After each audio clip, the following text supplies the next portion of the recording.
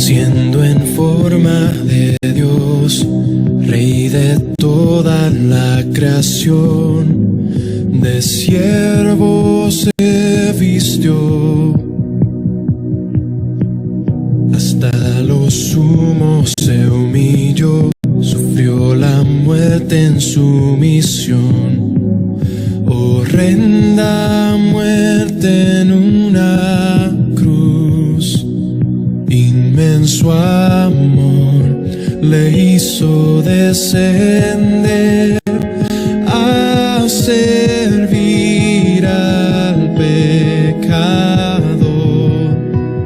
Gracias sin igual Cristo demostró, dio su vida a mi favor. Pon en mí la misma mente que hubo en Cristo, hazme un siervo para tu gloria. Tomaré mi cruz, te seguiré. Jesús, hazme un siervo para tu gloria.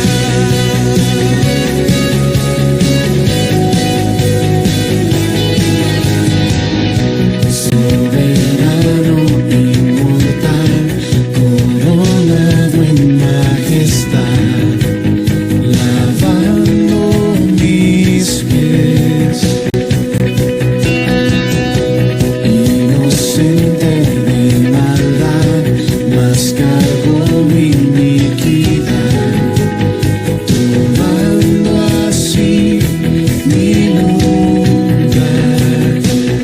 Herido fue por mi transgresión y en silencio padeció por mi rebelión.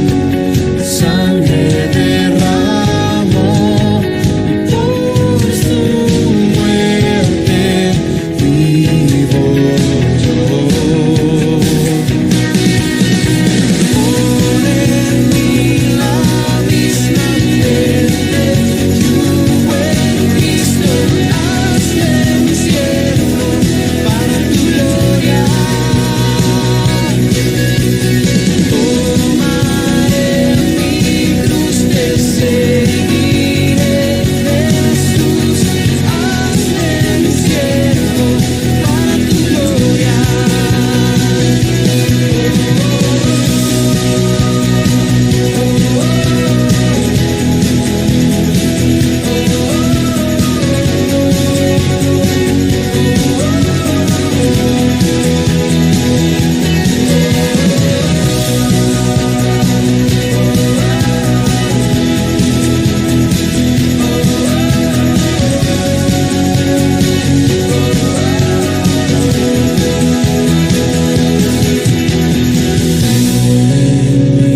La misma mente que hubo en Cristo, hazme un siervo para tu gloria.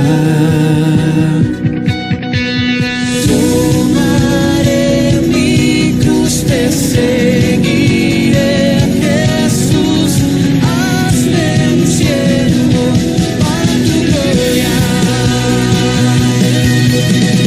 Pon en mí la misma mente que hubo en Cristo, hazme un siervo para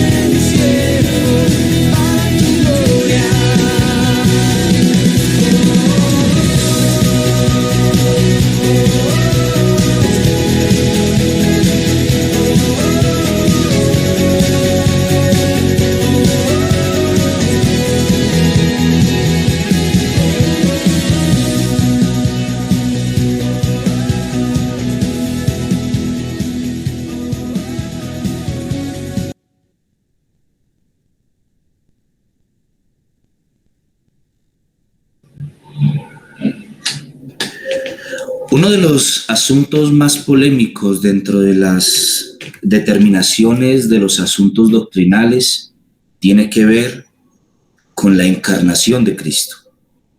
Aunque a través de los siglos fue aceptado con facilidad, o bueno, no con facilidad, con mucha lucha, pero finalmente aceptado que en Cristo subsistían dos naturalezas, una discusión en cómo estas dos naturalezas se encontraban en el interior de Cristo.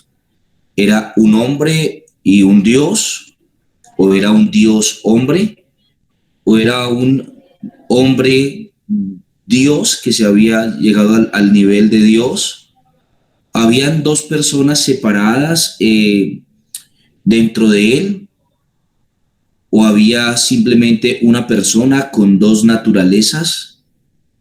¿O era una especie de superhombre? Las discusiones con respecto a este asunto no se tomaron en cuenta los primeros siglos de historia de la Iglesia. Bastó con decir que en él habían dos naturalezas y con aceptar levemente uno de los cismas más importantes que tuvo la Iglesia de Oriente y la Iglesia de Occidente, conocidos como el nestorianismo. Según este pensamiento que se convirtió en un pensamiento colectivo en la mayoría de todas las iglesias sirias y todas aquellas que provenían de la región más oriental del mundo, esto tiene que ver con Antioquía, posteriormente con Irak, Irán, Afganistán y finalmente hasta Rusia y China. Muchas iglesias adoptaron el pensamiento nestoriano, lo que significaba que ellos pensaban que en la doble naturaleza de Cristo, tanto hombre como Dios, realmente coexistían dos hombres distintos o dos seres distintos. Y este tipo de pensamiento abarcó gran parte del mundo hasta cerca del siglo XII. Para el siglo XI aproximadamente, la discusión empezó a tomar forma con los postulados de un hombre llamado Anselmo de Canterbury. Y esto se dio gracias a uno de los textos que Pablo escribió a Timoteo. En el capítulo número 3 de la primera carta a Timoteo, en el versículo número 14 hasta el versículo 16. Escucha lo que dice. Esto te escribo, aunque tengo la esperanza de ir pronto a verte, para que si tardo sepas cómo debes conducirte en la casa de Dios, que es la iglesia del Dios viviente, columna y baluarte de la verdad. E indiscutiblemente grande es el misterio de la piedad. Dios fue manifestado en carne, justificado en el Espíritu, visto de los ángeles, predicado a los gentiles, creído en el mundo, recibido arriba en gloria. Amén. Anselmo de Canterbury fue uno de los primeros, si no el primero, de los llamados padres escolásticos o padres del escolasticismo. Este fue un movimiento que permitió el avance en el pensamiento teológico en algunas áreas específicas del conocimiento, principalmente lo que tenía que ver con los maestros universitarios o los maestros en diferentes áreas. El movimiento ve un resurgir del pensamiento racional bajo el encabezado de estos promotores principales, los maestros o los profesores en diferentes áreas, principalmente en las áreas de la teología y las áreas universitarias. Así que este tiempo se conoció como el escolasticismo. El primero tal vez de estos grandes pensadores escolásticos fue Anselmo de Canterbury. Anselmo era natural de una región montañosa de Italia, en el Piamonte, pero desde muy temprano en su pensamiento y en su intención despertó un cierto espíritu interesado en los asuntos eclesiásticos y religiosos. Se habla de él a edad de 15 años ya como un hombre disciplinado y estudioso. Seguramente esto fue lo que motivó a Anselmo a finalmente tomar la vida eclesiástica, que era el patrón de aquello que se veía como más elevado en el pensamiento racional de su época. Anselmo fue padre de un hombre probablemente impío y una madre muy religiosa. A edad muy temprana, en su adolescencia, empezó a tener grandes conflictos con su padre, lo que le animó a abandonar finalmente su casa. Abandonando su casa, se dirigió hasta Normandía, en la costa sur de Inglaterra, en la parte norte de Gran Bretaña. En esta zona, él se vio motivado por uno de sus maestros, uno de los hombres o de los monjes de más renombre para su época, que finalmente terminó recibiéndolo en su monasterio. Se preparó los primeros años en el estudio académico y pronto fue muy reconocido por su alto valor intelectual. Las cosas que él pensó finalmente llevaron a las personas a plantearse algunas discusiones distintas a las que ya se habían tenido hasta la época con respecto a algunos asuntos teológicos. Principalmente, el asunto que más debemos a Anselmo de Canterbury fue su pensamiento con respecto al desarrollo racional de la apologética en el asunto que es conocido comúnmente como el argumento ontológico de la existencia de Dios. Este argumento ontológico de la existencia de Dios plantea que el solo hecho de preguntarse si Dios existe involucra ya la verdad implícita. El solo hecho de preguntarse si Dios existe involucra la existencia de Dios.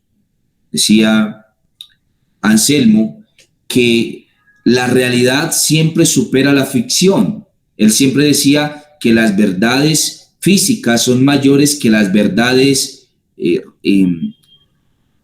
espirituales o simplemente pensamientos abstractos. Él decía que la realidad siempre debe ser mayor al planteamiento posible o a las hipótesis que el hombre pueda plantearse. Así que, siendo esto verdad, el solo hecho de preguntarse sobre la existencia de Dios involucra que hay un Dios que existe, porque si éste no existiera, entonces nadie tendría la necesidad de preguntarse sobre su existencia. Otro elemento muy importante que debemos a Anselmo de Canterbury fue su pensamiento con respecto a la encarnación del Verbo. Es el que citamos inicialmente. En el pensamiento de Anselmo se encontraba el hecho de que el Verbo se había hecho hombre, no se había hecho un ángel, no se había hecho alguna otra criatura y no se había mantenido en su condición de Dios. Y en el planteamiento de la pregunta de Anselmo era: ¿qué ha motivado realmente al Señor o a Dios a hacerse hombre? ¿Acaso no podía salvar él continuando en su condición como Dios? ¿Qué es lo que lo motiva finalmente a hacerse de carne y hueso como cualquiera de las criaturas en el mundo? Bueno, ante esta problemática o esta pregunta que plantea Anselmo, él está llevando la discusión con respecto a si en Cristo habitan las dos naturalezas, la divina y la humana, al mismo tiempo a un punto superior de la discusión. Hasta el momento estaba claro que en Cristo coexistieron la naturaleza humana y él fue un hombre, plenamente un hombre, experimentando ciertas cosas que Dios no puede experimentar. Dios no puede experimentar hambre, Dios no puede experimentar frío, Dios no puede experimentar tristeza, Dios en el sentido de dolor, Dios no puede experimentar la preocupación por el porvenir como Cristo lo manifestó. Dios no puede experimentar ese tipo de sentimientos que Cristo experimentó. En ese sentido, observaban también los teólogos que Cristo es 100% hombre. Es un hombre en todo el sentido de la palabra, el hombre por excelencia. Pero al mismo tiempo también no se dejaba de desconocer la naturaleza divina de Cristo. Cristo siempre fue divino. Su deidad nunca cesó. Él nunca disminuyó en su poder, disminuyó en su omnipotencia, disminuyó en su omnipresencia, disminuyó en su toda sabiduría o el conocimiento de todo. Cristo fue Dios, 100% Dios, nunca su poder divino disminuyó. Y ambas naturalezas existieron en la persona de Cristo. La discusión sobre si era una o dos personas había quedado en el pasado y el nestorianismo había sido condenado como una herejía. El pensamiento de que no era una persona sino dos personas había quedado en el pasado. Y sin embargo, todavía no habían respuestas claras en el por qué Cristo tuvo que hacerse hombre y no mantenerse en su condición como Dios eternamente. Así que Anselmo planteó de manera racional algunos postulados. Él pensó, por ejemplo, que la grandeza de la ofensa depende de lo grande del ofendido. Es decir, que golpear, por ejemplo, en la cara a alguna persona en la calle no es lo mismo que golpear al rey en la cara. Lo grande de la ofensa depende de lo grande de aquel que ha sido ofendido. Y a causa de que Dios es infinitamente grande, la ofensa contra Dios será infinita también en su gravedad. Además de esto, planteó también Anselmo el hecho de que el hombre es finito. La ofensa que el hombre haga contra el hombre es saciable, se puede saciar o resarcir mediante la cárcel, la prisión o la muerte. Pero la ofensa que un hombre haga contra Dios no puede ser resarcida mediante la cárcel, la prisión o la muerte, a causa de que en el hombre hay infinitud. Si el hombre es infinito, entonces la ofensa del hombre contra Dios será siempre infinita también. En el planteamiento de esto, Anselmo llegó a la conclusión efectiva de que evidentemente quien pecó era un hombre. No podría entonces Dios saciar la ofensa del hombre sabiendo que quien ofendió no fue Dios, quien ofendió fue el hombre, quien pecó no fue Dios, quien pecó fue el hombre. Y la única manera en la que el hombre pueda restaurar su condición delante de Dios es que el hombre pague la sentencia que merece a causa de su ofensa contra Dios. Nadie más, sino solamente el hombre podrá resarcir la ofensa del hombre. Este pensamiento de Anselmo llevó a cuestionarse en aquella época las preguntas o a cuestionarse sobre el pensamiento correcto que se había planteado hasta el momento con respecto a la motivación de la encarnación del hombre. Hasta este momento la iglesia pensaba que Cristo había venido a resarcir las obras del hombre y finalmente a liberar al hombre de la condenación del pecado, por un lado, y también de la condenación del dominio de los demonios y del mal. Hasta este momento la iglesia había pensado que la motivación primaria de Cristo al venir al mundo era libertar al hombre del pecado y libertarlo también de las garras de Satanás. Sin embargo, el planteamiento de Anselmo colocaba esta motivación de Cristo en entredicho.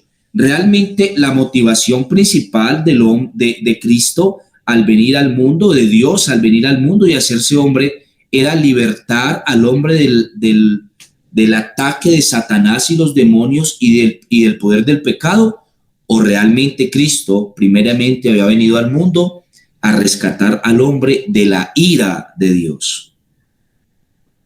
¿Cuál era la posición correcta? Aunque ninguna de las afirmaciones negaría la anterior, lo más importante aquí es cuál era la motivación primaria. Cristo había venido a deshacer las obras del diablo, a libertar del pecado o a apaciguar, en otras palabras, a rescatar al hombre de la ira de Dios, a saciar la ira de Dios a causa de la ofensa que el hombre había cometido contra Dios. depende de la forma en la que lo veamos. Nosotros tenemos que vernos y inmediatamente instados o cuestionados a pensar sobre la motivación primaria de Cristo al hacerse hombre. Algo más que obligaba el pensamiento de Anselmo a la iglesia en ese momento a cuestionar era el papel mismo de la calidad o naturaleza de Cristo. Aunque se había discutido que en Cristo, en una sola persona, coexistían la naturaleza humana, sabiendo que la Biblia nos muestra que Cristo experimentó cosas que Dios no puede experimentar, y la naturaleza divina, sabiendo que la Biblia nos muestra que Cristo sabía y él experimentaba una condición que el ser humano no puede experimentar. Y en esto mostraba las dos naturalezas coexistiendo en una sola persona, la naturaleza divina de Cristo y también la naturaleza humana de Cristo. Sin embargo, ahora el planteamiento tenía que tomar otro rumbo. ¿Cómo era esa persona en la que coexistían esas dos naturalezas? ¿Era la encarnación de Dios, como que Dios se encarnó?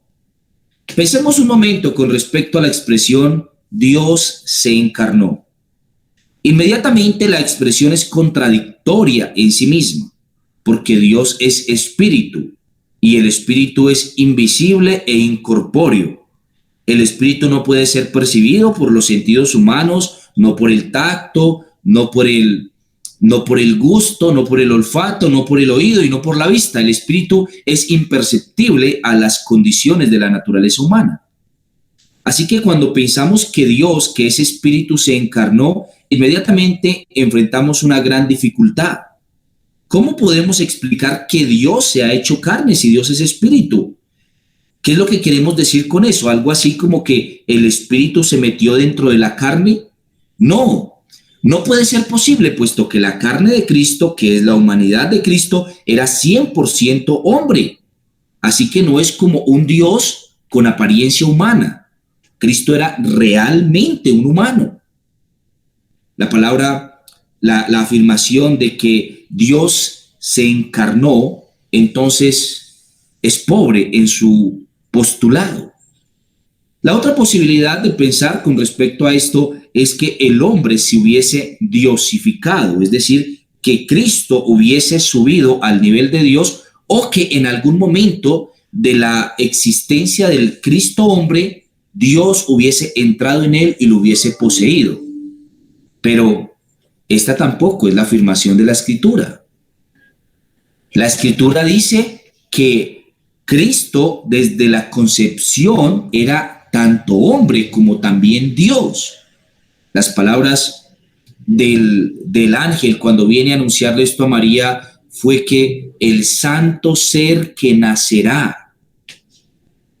Desde el principio, Cristo también, dentro de su naturaleza, dentro de su persona, también conllevaba la naturaleza divina. Así que no es algo así como que Cristo ascendió al nivel de Dios. Tampoco podría pensarse de esa manera. Otro pensamiento que tampoco podría afirmarse o ser válido en lo que respecta a la naturaleza de Cristo es que Cristo haya sido un Dios humanado.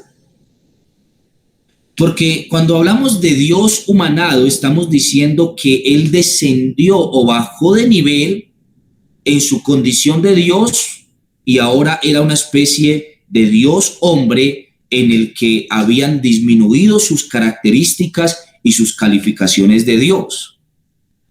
Luego nos queda también la afirmación de que Dios se hizo carne. ¿Puede Dios hacerse carne? Por supuesto que no. Dios no puede hacerse carne puesto que Dios es Dios. Él mismo no puede contenerse dentro del cuerpo de un ser humano a razón misma de que ni los cielos de los cielos pueden contener a Dios.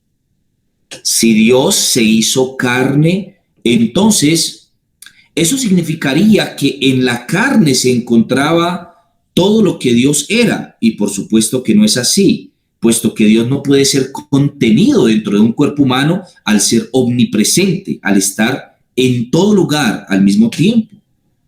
Esta discusión llevó al pensamiento de que ninguna forma en la que nosotros podamos ver a Dios intentando entender las dos naturalezas de Cristo en una sola persona sería satisfactoria.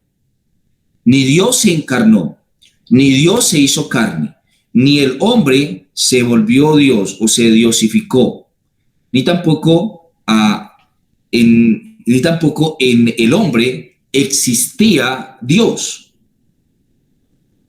Lo que había en Cristo aquí es que en esa sola persona se encontraban plenamente las dos naturalezas. Él era tanto Dios, plenamente Dios, sin nunca perder su característica de Dios, y era hombre sin nunca elevar su característica de hombre a un nivel superior. Alguien mencionó esto como que en él coexisten las dos naturalezas, la humana y la divina. Las dos naturalezas no se mezclan, no se confunden y no se dividen tampoco. Este pensamiento llegó hasta el punto más elevado en la Reforma Protestante, cuando las confesiones de fe de Westminster y la confesión de fe belga y la confesión de fe de Londres de 1689 y algunas que salieron de allí también terminaron dejando claro el postulado de que en él existen en una sola persona las dos naturalezas que no se mezclan, es decir, que lo divino no se humaniza, ni tampoco lo humano se vuelve Dios, sino que ambas se encuentran allí perfectamente e inseparablemente. Intentar pensar con respecto a esto es un asunto difícil. El punto es que la discusión hasta este momento no había sido llevada al nivel que debía ser llevado, y Anselmo finalmente, al proponer esto, indica o muestra que cualquier forma en la que nosotros podamos pensar con respecto a esto tiene que siempre mantener la claridad de que Dios nunca dejó de ser Dios y que el hombre nunca dejó de ser hombre.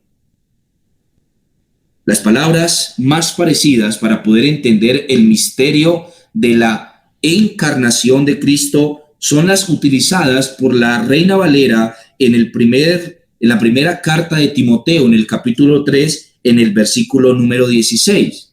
Pablo dijo: e indiscutiblemente grande es el misterio de la piedad, Dios fue manifestado en carne.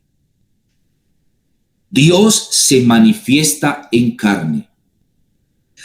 Algunas veces veo que Juan hace un intento por utilizar este mismo tipo de terminología que utiliza Pablo. Y Juan dice que Cristo es la imagen visible del Dios que nadie ha visto jamás. Dice: a Dios nadie le vio jamás, el unigénito Hijo que está en el seno del Padre, Él le ha dado a conocer. En estas palabras, tanto de Juan como de Pablo, vemos entonces que en Cristo coexisten perfectamente Dios, la plenitud de Dios, y también existe el hombre, plenamente hombre también. Pensarlo de esta manera nos ayuda a nosotros a recordar que Dios no puede cambiar porque Él es inmutable, y que el hombre, al ser carne, nunca llegará a ocupar la dignidad de Dios, en el sentido de que el hombre esté mejorándose hasta que llegue a ser Dios. Esto nunca ocurrirá. En este orden de ideas, la discusión de Anselmo se volvió candente en medio del tiempo en el cual él vivió. El escolasticismo vio en Anselmo el renacimiento de la razón o del pensamiento, algo que había quedado casi que sepultado en medio de la Edad Media, o conocido también como la era del oscurantismo o de las tinieblas. Efectivamente, el pensamiento de Anselmo llevaba a la iglesia a un nivel superior. No podemos elevar en todas las cosas a Anselmo.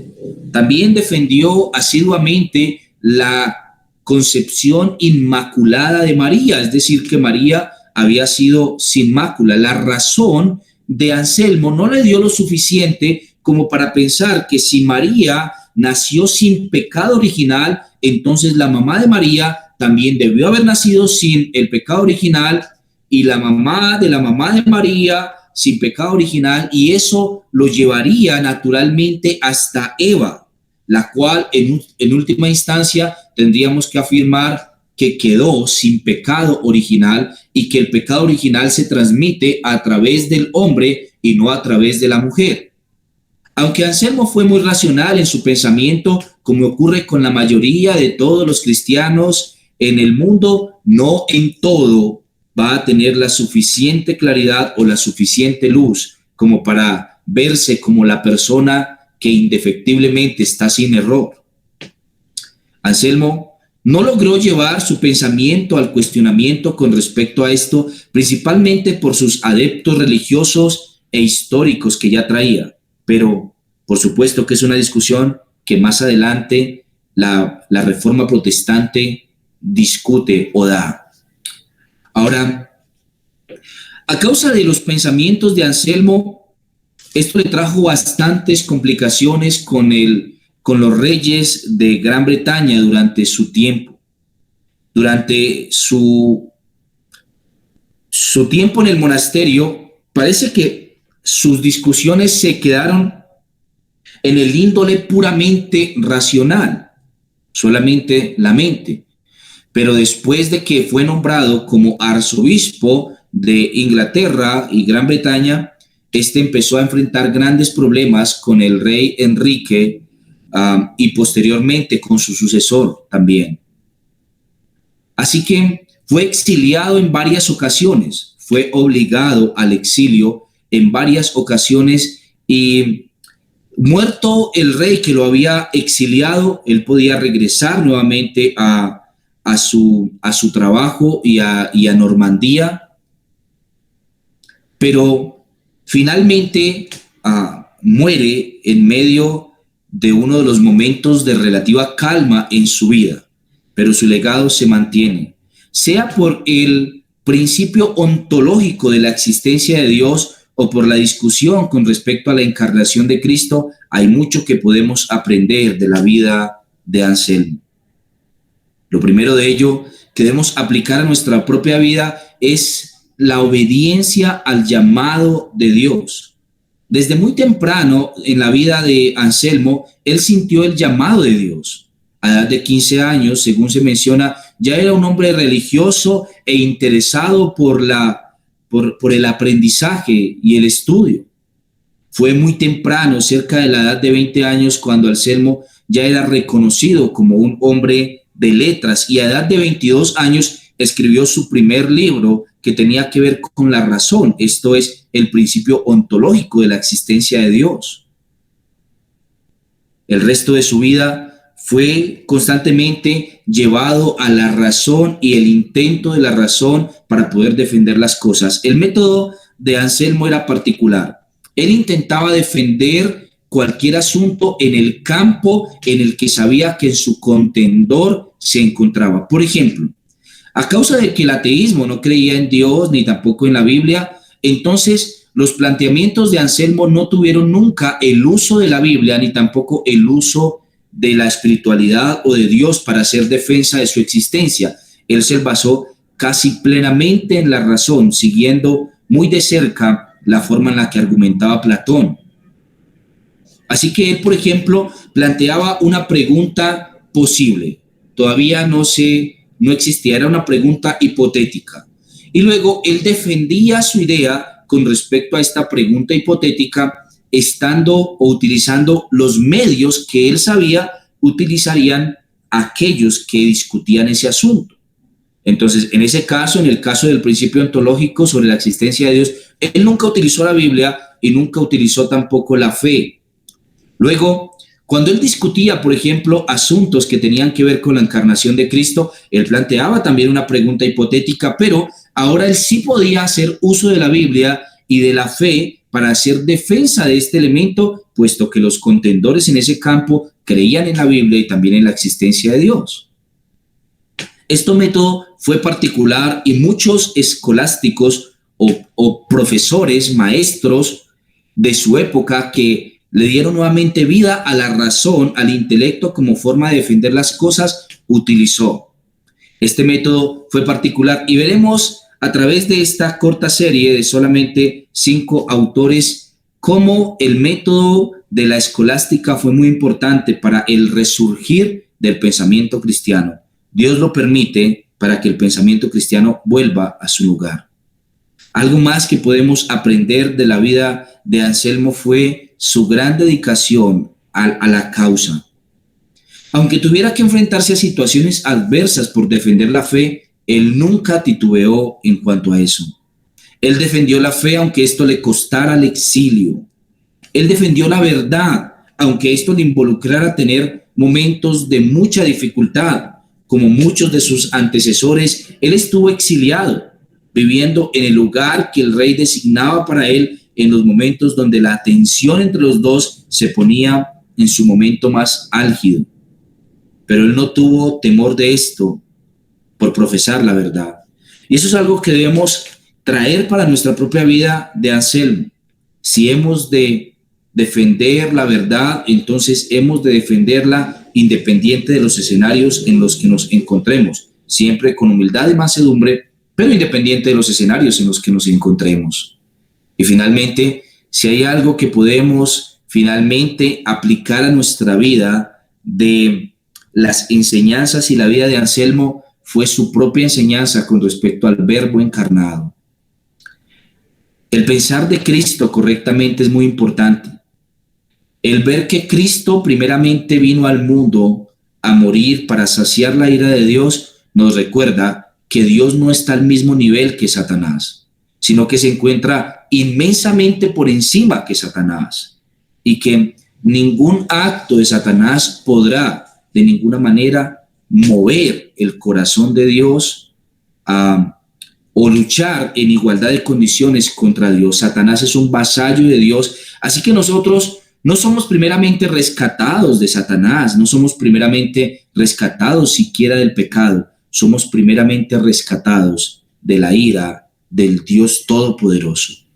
Que Dios sea siempre recordándonos que la única manera de aplacar la ira de Dios es que el hombre, Cristo, hubiese pagado por nosotros y que Dios hubiese resistido la ira de Dios. Dios los bendiga hoy mucho, mis hermanos, y los guarde. Chao, chao.